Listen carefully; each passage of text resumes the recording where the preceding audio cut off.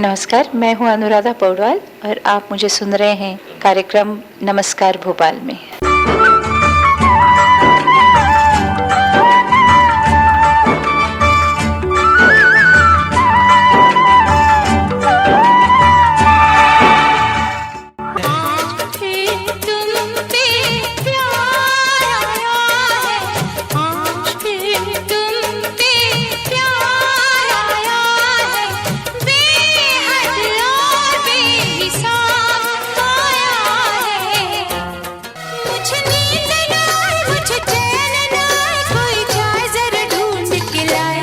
जाने कहाँ दिल खो गया, न जाने कहाँ दिल खो गया, न जाने कहाँ दिल खो गया, न जाने कहाँ दिल खो गया।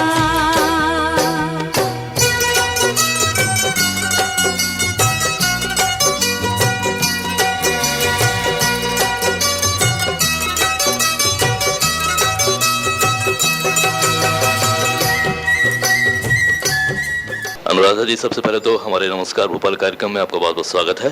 बहुत बहुत शुक्रिया। ये बताएं कि भोपाल की खूबसूरती को लेकर आप क्या कहना चाहती हैं? भोपाल तो बहुत ही खूबसूरत जगह है, यहाँ के लेक्स वगैरह और बहुत ही क्लीन सिटी है। लेक्स भी बहुत ही खूबसूरत है, तो it's a very beautiful city.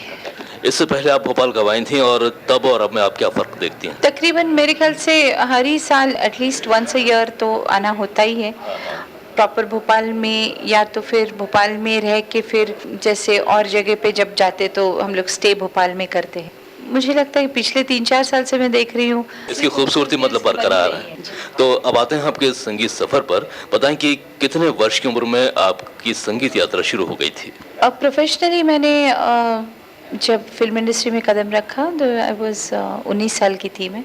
ये मैं 1973 की बात कर रही हूँ जब अभिमान से शुरू किया। पार्श्व गायन से पहले की आपका जो संगीत की यात्रा जो रही उसके बारे में हम जानना चाहेंगे। मैं पढ़ाई में ज़्यादा मेरा ध्यान था। वैसे खास मैंने बचपन में मैंने चिकर मनी जी करके थे तो उनसे तालीम पाई थी, लेकिन not on a professional level. तो मैंने कुछ ज़्यादा ऐसे शौकिया गाती थी मैं और कॉम्पिटिशन्स वगैरह में पार्ट लेना, हिस्सा लेना, लेकिन एज सच कोई प्रोफेशनली मैंने कुछ नहीं किया था। तो आपने बताया कि अभिमान के जरिए आपके पार्श्व गायन की शुरुआत हो गई थी, मतलब अंकुर फूट चुका था। तो कैसे मिली ये फिल्म? बर्वन दादा ने मेरा एक श्लोक रिकॉर्डेड जो अभिमान में फाइनली रिकॉर्ड हुआ, तो उस श्लोक को उन्होंने एक ऑर्डिनरी टेप रिकॉर्डर पे रिकॉर्ड किया हुआ, क्योंकि अरुण जी मेरे पति उनके असिस्टेंट थे, तो उनके पास उन्होंने मेरा श्लोक सुना था।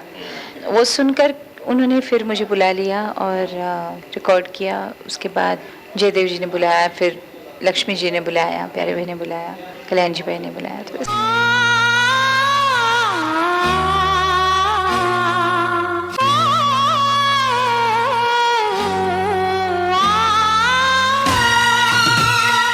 अच्छा, लक्ष्मीकांत प्यारेलाल साहब का भी सहयोग काफी रहा है आपके साथ, तो क्या कहना चाहेंगे इस बारे में?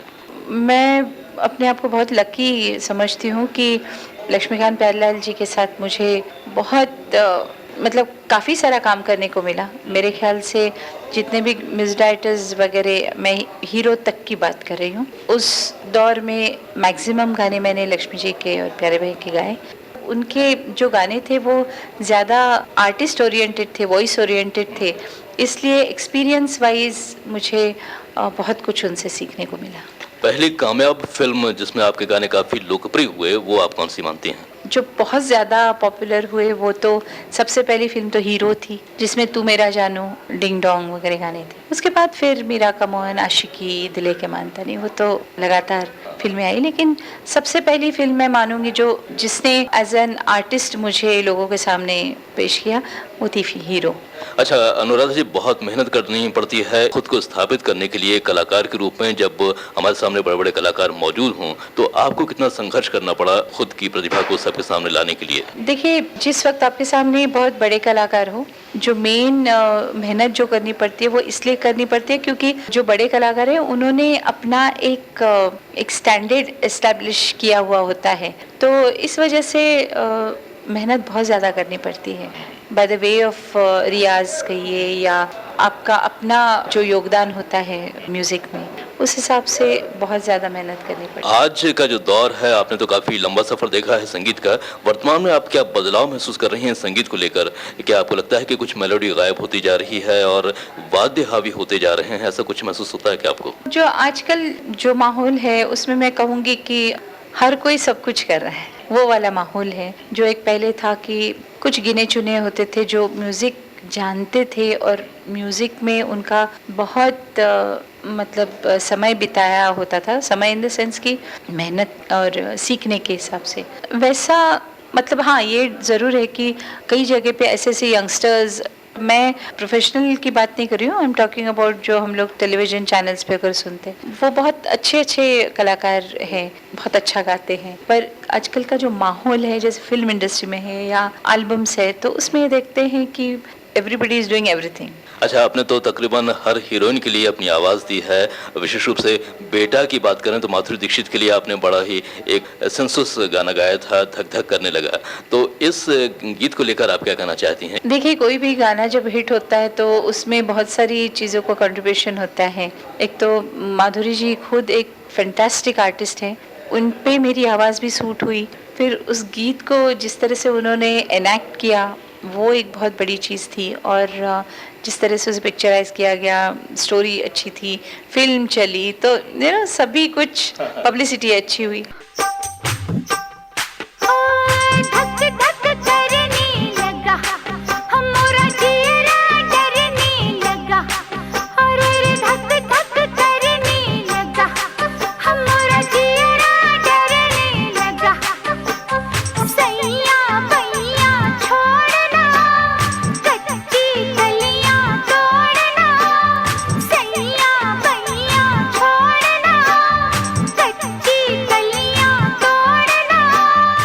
कैसा महसूस हुआ? लगा मुझे, it was very nice feeling. Actually कोई भी आर्टिस्ट को अपना गाना जब चलता है तो बहुत ही अच्छा लगता है। तो जितना आप पार्श्व गायन के क्षेत्र में दखल रखती हैं, उतना ही आपने भजन गाए हैं, गज़लें गाई हैं और काफ़ी एल्बम भी आपके निकले हैं। इन सभी विधाओं को आप किस रूप में लेती हैं संगीत की? देखिए, संगीत के अंग है अलग अलग, कभी कुछ अच्छा लगता है, कभी कुछ अच्छा। ऐसा नहीं है कि ये अच्छा लगे तो वो अच्छा नहीं लगता, ऐसा कभी भी नहीं। कुछ एनीथिंग दैट इज़ मेलोडियस मुझे अच्छा लगता है। फुर्सत के लम्हों में क्या करती हैं अनुराधा पौडवाल?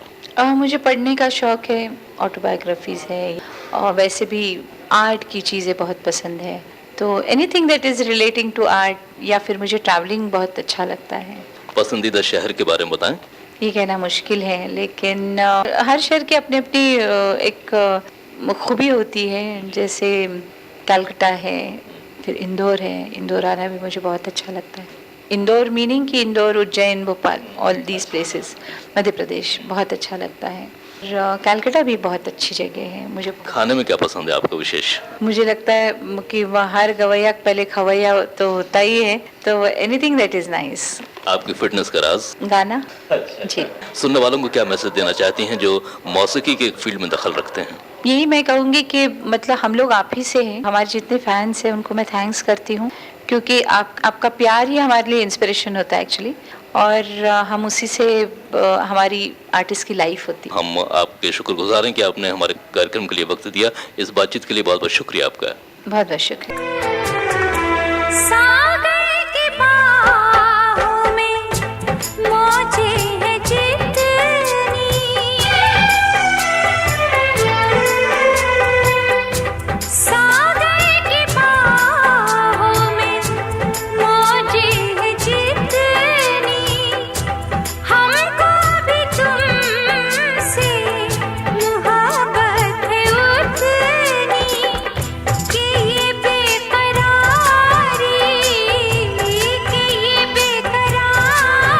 ना अब होगी कम।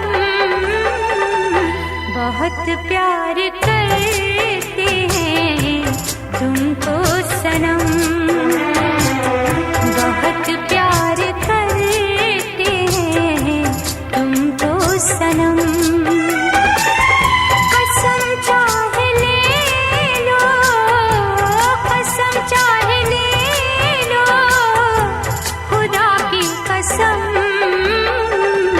बहुत प्यार